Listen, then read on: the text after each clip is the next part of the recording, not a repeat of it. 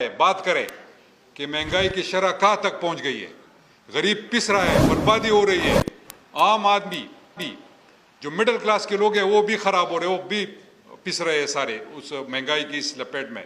मेरे पास क्या है, बाहर से चीज़ें आएंगे, 10 रुपये किलो अगर एक चीज़ आ जाती है तो मैं सिर्फ इसको एडमिनिस्ट्रेटिव तरीके से ये कंट्रोल कर सकता हूँ कि रेट को कंट्रोल कर लूँ। बाकी वही चीज़ 9 रुपये मैं तो नहीं बिकवा सकता कि उसको दुकानदार से कह दूं कि आप ये भेज दे लोगों पे, वो तो नहीं हो सकता। मेरे पास तो ये है। बाकी जो वीट का मसला है, आप सबको पता होगा कि 50 लाख मेट्रिक टन जो है इस खैबर पुख्तनख्वा की रिक्वायरमेंट है।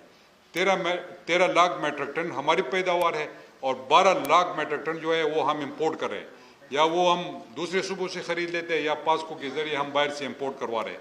इस वक्त हमारे पास है 5,000 से 6,500 हमने यूरिया कोटा बढ़ा दिया है 2-3 दिन पहले। उस पर आतिफ खान ने प्रेस कॉन्फ्रेंस भी की थी और हमारी कोशिश है कि हम जो सस्ता आटा है वो अपने लोगों को प्रोवाइड कर ले। बाकी गोदाम में गंदम होंगे